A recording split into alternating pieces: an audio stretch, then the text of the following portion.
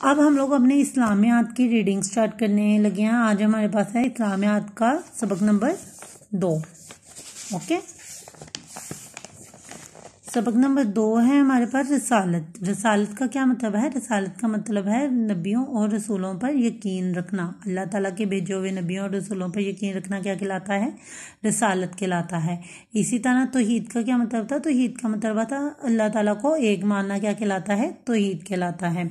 اللہ تعالیٰ نے انسانوں کو سیدھا راستہ بتانے کے لیے نبیوں ان کو کہتے ہیں جن کے پاس حضرت جبرائیل علیہ السلام اللہ تعالیٰ کا پوشیدہ چھپا ہوا پیغام لے کر آتے تھے, ان کو کیا کہا جاتا ہے؟ نبیوں کہا جاتا ہے.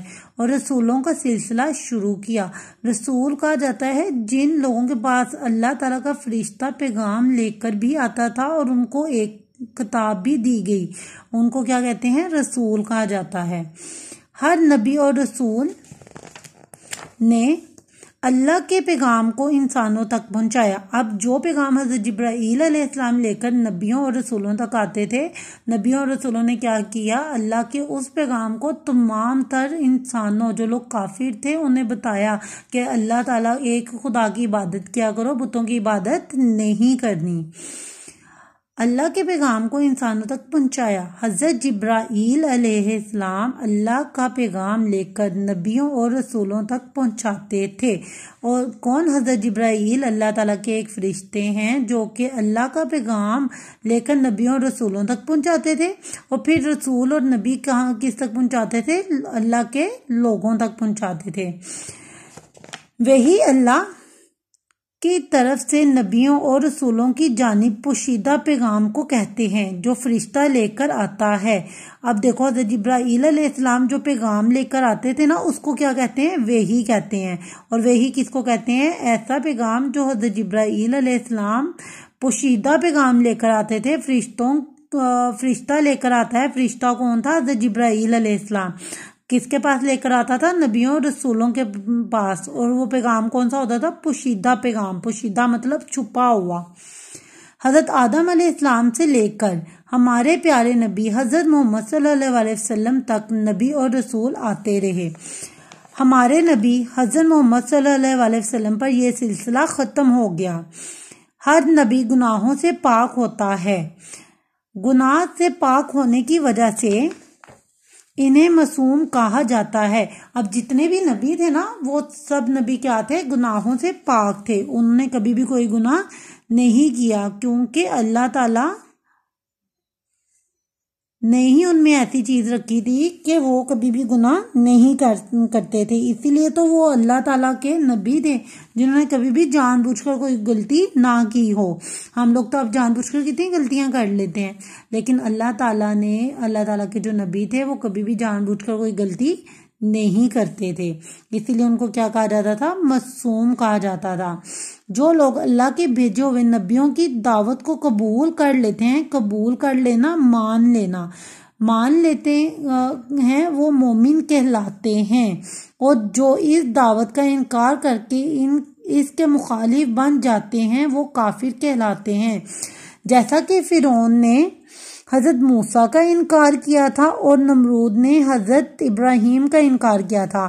آپ کو پتہ ہے فرعون نے جب حضرت موسیٰ کا انکار کیا تھا تو اللہ تعالیٰ نے حضرت موسیٰ کو, جب حضرت موسیٰ فرعون کی قوم کو اپنی طرف بلا کر تھک گئے تھے نا, پھر اللہ تعالیٰ نے حضرت موسیٰ کو جو ہے نا وہ پیغام دیا تھا کہ آپ نا یہ شہر چھوڑ کر چلے جاؤ. اور جب حضرت موسیٰ علیہ السلام اپنی بندوں کے ساتھ وہ شہر چھوڑ کر جا رہے تھے تو راستے میں ایک دریا تھا. تو اب وہ دریا کو اللہ تعالیٰ, اژدہا کا مطلب ایک چھڑی تھی حضرت موسیٰ کے پاس. تو اللہ تعالیٰ نے کہا کہ آپ نا اس کو دریا پر مارو تو دریا کے 2 ٹکڑے ہو جائیں گے. تو دریا جو ہے نا وہ 2 ٹکڑوں میں بٹ گیا تھا اور حضرت موسیٰ اور ان کے جتنے بھی ساتھی تھے وہ اس دریا میں سے گزر گئے تھے. اور جتنے بھی لوگ باقی جو فرعون کی قوم تھی وہ ان کے پیچھے آ رہی تھی. اور جب وہ حضرت موسیٰ کے لوگ گزر گئے تو وہ دریا کا پانی آپس میں مل گیا اور فرعون اس میں ڈوب کر ہلاک ہو گیا. اور آپ کو پتہ ہے آج بھی فرعون کی جو لاش ہے وہ پڑی ہوئی ہے.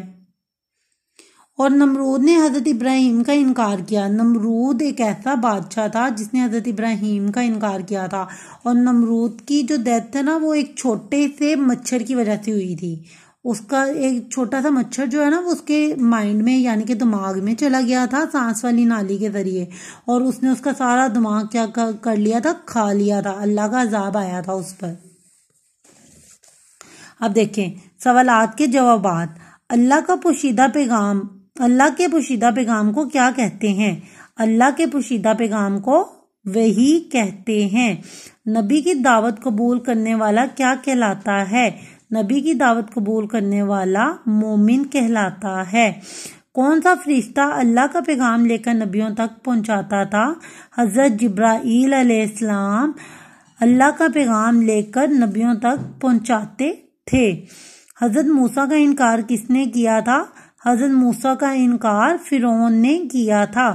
گناہوں سے پاک ہونے کی وجہ سے ہر نبی کو معصوم کہا گیا ہے۔ نبیوں کا سلسلہ حضرت محمد صلی اللہ علیہ وسلم پر ختم ہوا۔ نبیوں کی دعوت کو انکار کرنا منع کرنے والا کیا کہلاتا ہے؟ کافر کہلاتا ہے۔ نمرود نے ڈیش کا انکار کیا۔ نمرود نے حضرت ابراہیم کا انکار کیا۔ اب یہ ہے درج نام نبیوں کے ہیں، ان میں مختلف رنگ بھرے۔ اب آپ نے نا ان سب میں اچھے سے کلر کر لینے ہیں۔ یہ آپ کا اسلامیات کا 2nd چیپٹر کیا ہو گیا؟ ڈن ہو گیا۔